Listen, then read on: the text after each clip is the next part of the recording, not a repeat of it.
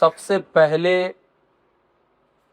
मैं department of Urdu Magadh university का शुक्रगुजार हूँ कि उन्होंने मुझे इस मौजू पे बोलने का काबिल समझा। यहाँ पे इस मौजू पे उर्दू ज़बान, उसका किरदार और तहरीक आज़ादी, इस पे बोलने के लिए मुझसे ज़्यादा बेहतर, ज़्यादा मालूमात रखने वाले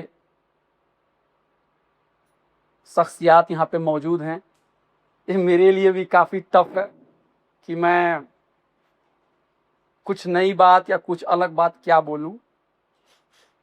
मैं अपने बारे में बता दूं कि मैं उर्दू 12वीं क्लास से पढ़ रहा हूं। ग्रेजुएशन में भी मेरा पेपर था, लेकिन मैंने उर्दू अदब बाज़ाब्ता किसी कॉलेज और किसी यूनिवर्सिटी में नहीं पढ़ाई की है। हालांकि दिल्ली में मैंने सहाफ़त की शुरुआत इंडियन एक्सप्रेस से की, लेकिन उससे पहले मैं पटना से कौमी तंजीम उर्दू अखबार के लिए लिखना शुरू कर चुका था। तो मुझे जो भी उर्दू आती है वो एक बतौर सहाफ़ी के तौर पे उर्दू आती है। बाद में जब आला तालीम के लिए मैं जब JNU गया तो वहाँ पे आप भी एक रिसर्च का मकाला लेते हैं, एक टॉपिक लेते हैं। तो मेरी दिलचस्पी अक़लियत और हिंदुस्तान के जो मुसलमान हैं उनकी तारीख़ और उनके मसाइल पे मेरी दिलचस्पी बढ़ी, और इस दौरान मुझे उर्दू से इस्तिफ़ादा करने का, उर्दू के माखज़ को पढ़ने का और मौका मिला। तो मैं जो आप लोगों के सामने यहाँ जो अपनी बातें रखूँगा उसमें शायद उर्दू अदब कम और समाजियात और तारीख़ और कुछ हद तक सियासियात की भी बातें होंगी। तो आप लोग का एक बार फिर से शुक्रिया। और इस डिपार्टमेंट में आने के बाद जो पहली चीज़ मेरे दिमाग में आई कि यहाँ पे नाजरीन और सामीन में ज़्यादातर लोग जो हैं वो लड़के नहीं लड़कियां हैं जी।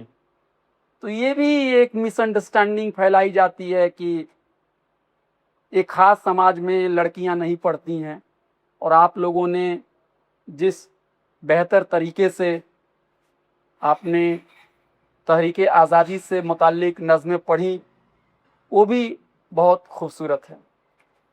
सबसे पहली बात मैं आगाज़ ये करना चाहूँगा कि उर्दू ज़बान के बारे में बहुत सारी गलतफ़हमियाँ हैं। गलतफ़हमियाँ ये है कि उर्दू ज़बान हिंदुस्तान की नहीं है। उर्दू ज़बान का ताल्लुक़ जो है किसी ख़ास मिल्लत, किसी ख़ास सोशल ग्रुप, किसी ख़ास बिरादरी से ही। ये भी बात गलत है। अगर आप उर्दू को देखें तो उर्दू में तकरीबन जो लेटर्स हैं वो 39 हैं। अरबी में जो लेटर्स हैं वो 28 हैं। पर्सियन में 32 हैं।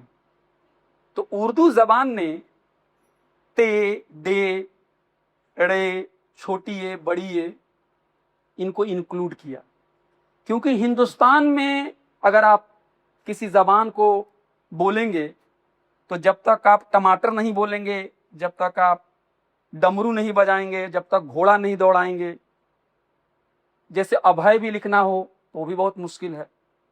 उसके अलावा 8 स्पिरिटेड वर्ड्स हैं उर्दू में, जैसे भौ। मेरा नाम अगर भौ नहीं उर्दू वालों ने ईजाद किया होता तो मेरा नाम लिखा ही नहीं जाता। ना भौ है ना ये आपको ये है।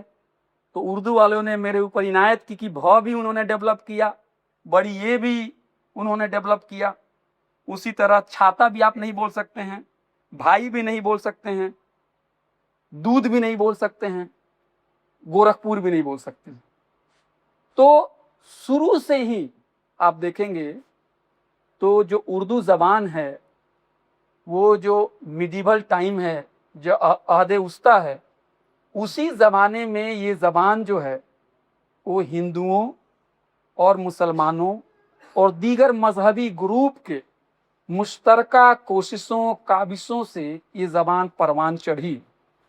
और बेशुमार किताबें हैं जो ये बतलाती है कि उर्दू के बड़े बड़े उदबा शोरा किसी एक बिरादरी से नहीं है। प्रेमचंद के बारे में भी आपके सदरे शोबे ने जिक्र किया कि उनकी जो पहली तख्लीक है सोज़े वतन, उसको भी बैन किया गया। 19वीं सदी तक आप देखेंगे कि राजा राम मोहन राय, जिनको बंगाल रिनाशा का एक बड़ा हीरो माना जाता है, उनकी भी राइटिंग जो है पर्सियन में है। कोई भी इंसान जो उर्दू और पर्सियन और अरबी के बारे में अलग राय रखता है, उसे मालूम नहीं है कि एक दिन में कम से कम वो हजारों वर्ड या सैकड़ों वर्ड उसको बोलता है। तो गोपीचंद नारंग ने अपने एक मकाले में कहा है कि उर्दू जबान जो है वो शुरू से ही जो मजहबी शिद्दत पसंदी थी, जो दकियानूसी थी, उसके खिलाफ आवाज बुलंद की। उर्दू ने इंसानों के साथ इंसानों की दोस्ती की बात की और आगे चल के उर्दू अदब, उर्दू सहाफत, उर्दू शायरी, उर्दू गज़ल के हवाले से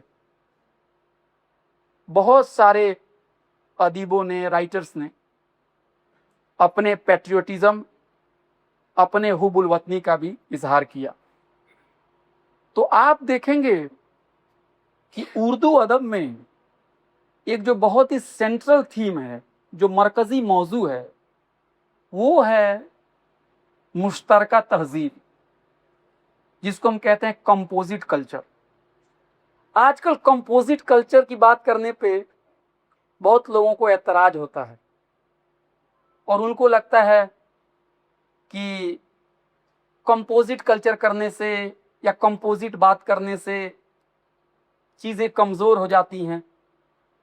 एक ही रंग में अगर सबको रंग दिया जाए तो चीज़ें ज़्यादा मजबूत होगी। तारीख के तालिब इल्म के नाते मैं आपको बता दूं कि हिंदुस्तान की जो ताकत है वो यहाँ की तकसीरियत, यहाँ का प्लुरलिज्म है।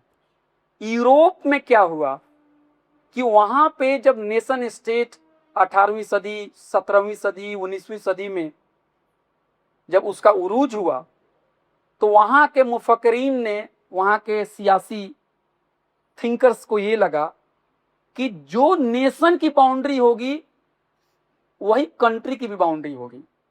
यानी एक मुल्क, एक ही धर्म, एक ही तरह के लोगों का होना चाहिए।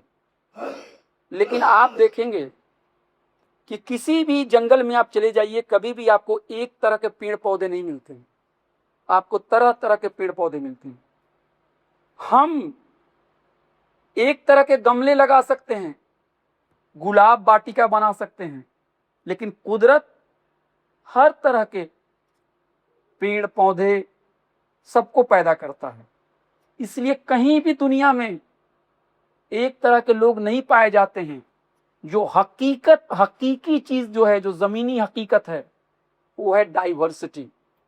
इसलिए मैं आप लोगों से ये गुजारिश करूंगा कि चाहे आप उर्दू अदब के तालिब इल्म हो, चाहे आप समाजियात के हों, चाहे लॉ के हों, यूनिफॉर्मिटी जो है, सबको एक में रंग देना, ये कमजोरी की अलामत है। और डाइवर्सिटी को रिकॉग्नाइज करना ये मजबूती, ये जो है, ये बताता है कि आप डरे हुए नहीं हैं।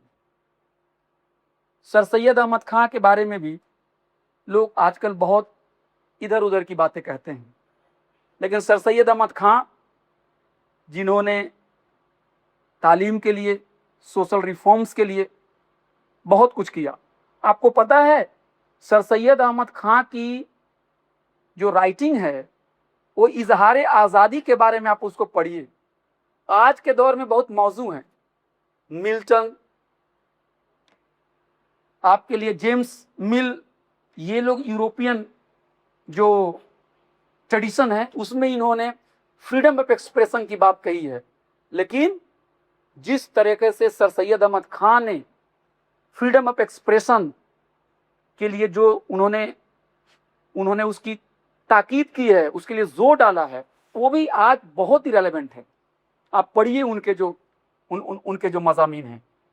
सर सैयद अहमद खान ने क्या कहा हिंदुस्तान को कहा कि ये ऐसी खूबसूरत दुल्हन है जिसकी 2 आंखें हिंदू हैं और मुसलमान हैं। यही बात गांधी जी भी 1920 अक्टूबर 27 को बोल रहे हैं। क्या कह रहे हैं Gandhi ji? The Hindus and Muslims are like 2 eyes of the country, there should be no enmity between them. Sir Syed की बातों को ही आगे बढ़ा रहे हैं। मौलाना आज़ाद जब कांग्रेस के सदर थे 1940 में, और उस दौरान कशीदगी बढ़ गई थी, फिरका परस्ती बढ़ गई थी, उस जमाने में भी मौलाना आज़ाद ने कहा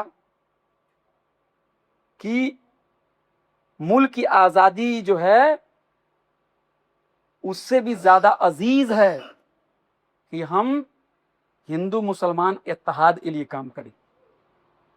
मौलाना अली जौहर को देखिए, जिनके नाम पे एक यूनिवर्सिटी बनी हुई है, उसके ऊपर भी लोगों की निगाहें पड़ी हुई हैं। उन्होंने कॉमरेड और हमदर्द जैसे पेपर को निकाला। कॉमरेड अंग्रेजी में था और हमदर्द जो था वो उर्दू में था। और उन्होंने जब जामिया के वो बानियान में से थे, और उन्होंने ये बात रोज़े अव्वल से कही कि जामिया के जो दरवाजे हैं वो सबके लिए खुले हुए हैं, उसमें मजहब और मिल्लत का कोई कैद नहीं है।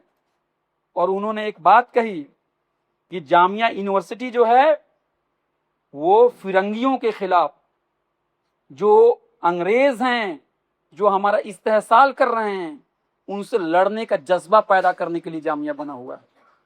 तो आप देखेंगे कि हमारे मुल्क में जो कंपोजिट नेशनलिज्म है और जो पैट्रियोटिज्म है, जो हुबुल वतनी है, जो फिरका वाराना हमांगी है, वो समझिए एक ही सिक्के के 2 पहलू हैं।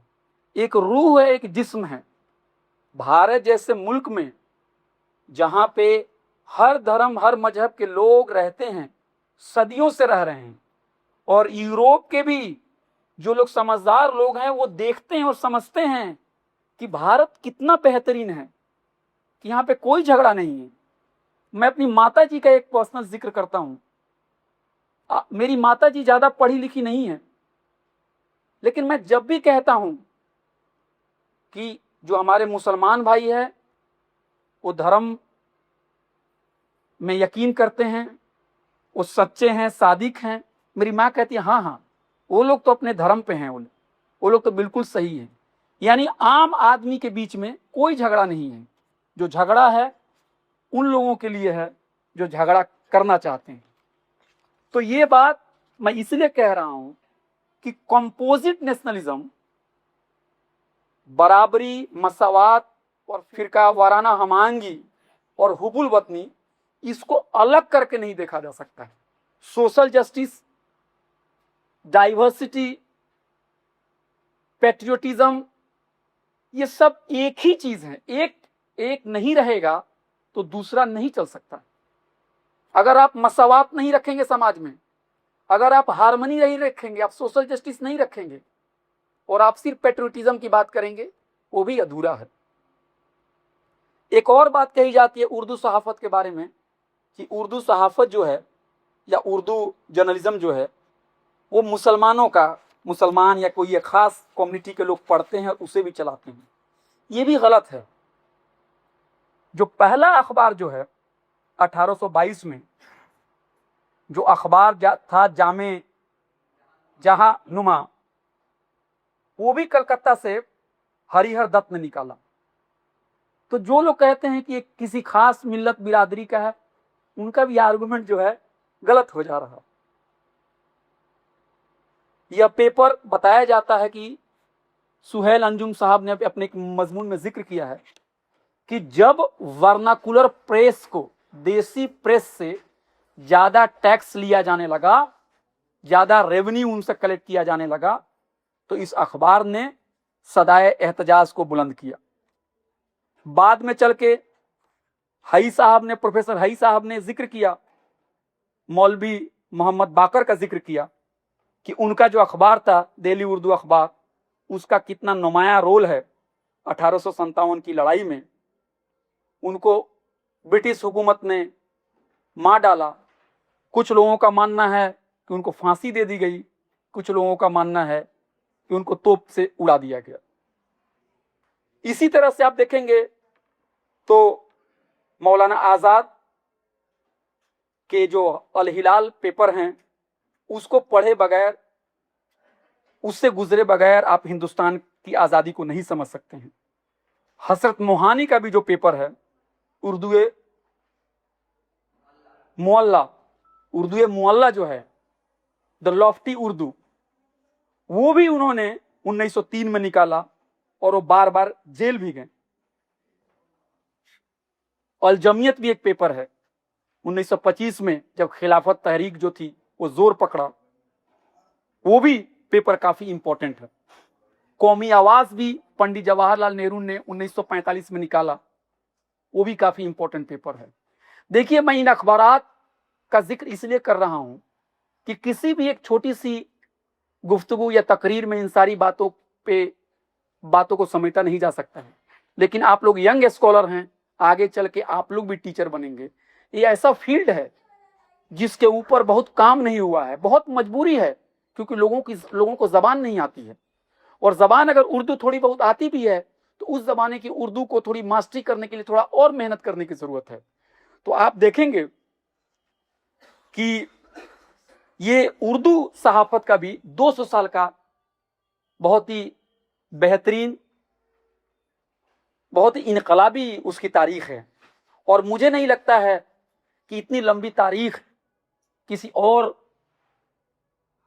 जबानों की होगी। तो ये ऐसा फील्ड है जहां पे आप लोग आगे चल के रिसर्च कर सकते हैं। अब देखिए, एक बात आप याद रखिए कि जो 18वीं सदी में, फिर आपको मैं लेके चलता हूं कि जब उस समय उर्दू जो थी वो परवान चढ़ने लगी, और उस दौर में अंग्रेजों ने अपना कदम जो है सबसे पहले सिराजुद्दौला को हरा के, उनको रास्ते से हटा के, बंगाल के बाद धीरे धीरे पूरे हिंदुस्तान पे वो काबिज हुए। उसी के बारे में कोई राजा राम नारायण मौजू हैं, उन्होंने एक शेर कहा है, गजाला तुम तो वाकिफ हो, कहो मजनू के मरने की, दीवाना मर गया आखिर को, वीराने पे क्या गुजरी।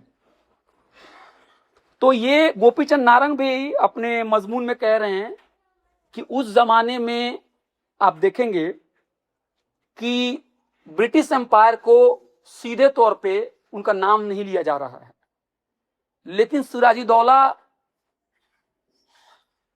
की जो सल्तनत थी वो खत्म हो गई, अंग्रेजों की हुकूमत आ गई। इसको लेके लोगों के बीच में, शोरा के बीच में एक एक एक एक एक एक दर्द था। मीर के कंटेम्पररी हैं मुसाफी गुलाम हमदानी, उन्होंने भी, उनका भी एक शेर है, जरा देखिए, हिंदुस्तान में दौलत ओ हसमत जो कुछ की थी, काफिर फिरंगियों ने बतदबीर खींच ली। हिंदुस्तान में दौलत और हसमत जो कुछ की थी, काफिर फिरंगियों ने बतदबीर खींच ली। ये बात जो आ रही है, मैं हिस्ट्री का स्टूडेंट होने के नाते मैं कह रहा हूं कि दौलत को लूट लिया, हिंदुस्तान को लोग गरीब बना रहे हैं। यही बात आगे चल के जो नेशनलिस्ट मूवमेंट में जो लिबरल लोग आते हैं, दादा भाई नौरोजी और जो दूसरे लोग हैं जो जो ड्रेन ऑफ वेल्थ की जो थियरी दे रहे हैं कि किस तरह से एक स्टैटिस्टिक्स का इस्तेमाल कर रहे हैं, आदाद शुमार का इस्तेमाल करके वो दिखाना चाह रहे हैं कि किस तरह से हिंदुस्तान का जो दौलत है वो बाहर ले जाया जा रहा है। लेकिन उससे पहले हम उर्दू शायरी में देखते हैं कि उस तरह की बात, एक वतनियत, एक हुबुल वतनी, एक अंग्रेज के जुल्म सितम के खिलाफ एक जो चीज है उनके अंदर में आप देखेंगे कि वो है। मीर अनीस भी है, उनका जो मरसिया है उसको भी आप लोग मुझसे ज्यादा बेहतर जानते हैं, उनको भी याद करना चाहिए। क्यों कर दिल गमजदा नौ फरियाद करे, जब मुल्क को गनीम बर्बाद करे, मांगो यह दुआ की फिर खुदावंदे करीम, उजड़ी हुई ममलकत को आबाद करे।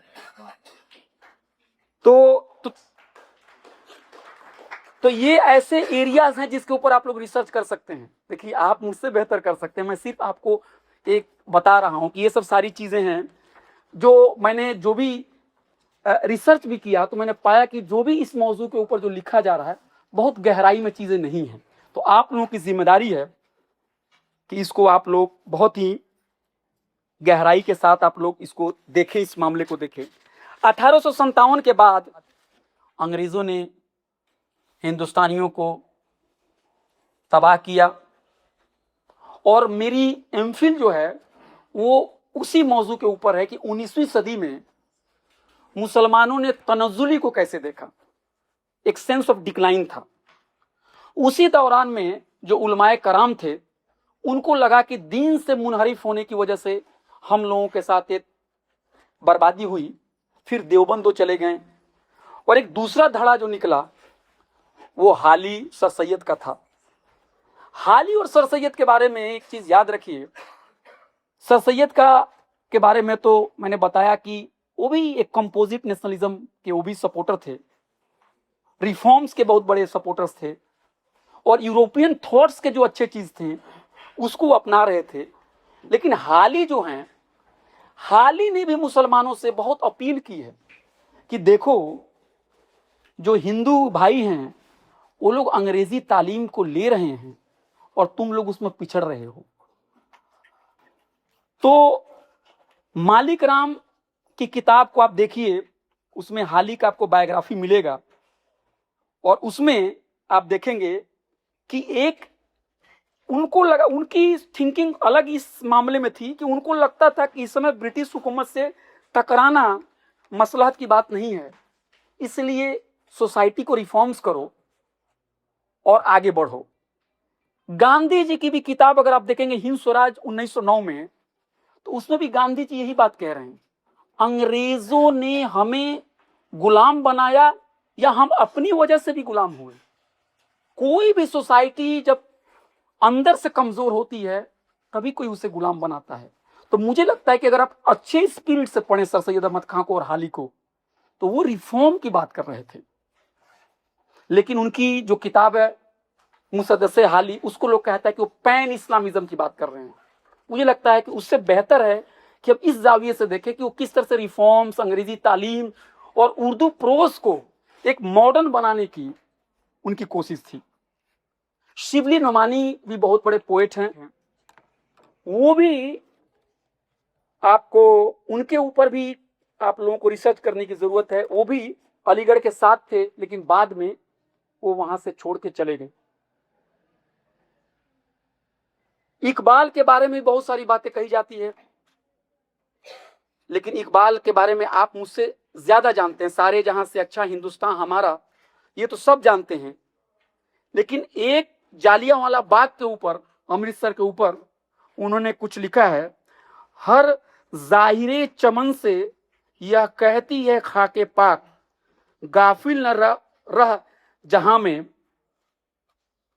गुर्दों की चाल से सींचा गया है खूने शहीदा से इसका तुख्म, तू आंसुओं का बुखल न कर इस निहाल से। तो ये सारी चीजें भी बहुत बदकिस्मती की बात है कि इकबाल को बहुत सारे कोर्सेज से, बहुत सारे सिलेबस से हटाया जा रहा है, हमारे पॉलिटिकल साइंस में हटाया जा रहा है। हसरत मोहानी भी बहुत इंपॉर्टेंट राइटर हैं, उनको भी आप लोग देखिए। जोश मलियाबादी भी बहुत इंपॉर्टेंट राइटर हैं, उनको भी आप देखिए। राम प्रसाद बिस्मिल भी इंपॉर्टेंट राइटर हैं।